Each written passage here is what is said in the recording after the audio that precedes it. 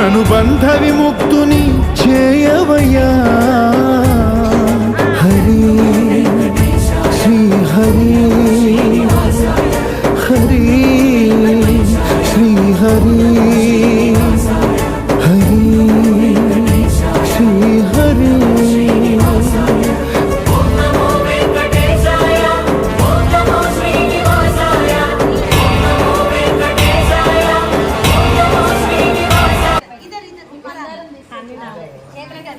చేతులు ఇదంతా కానా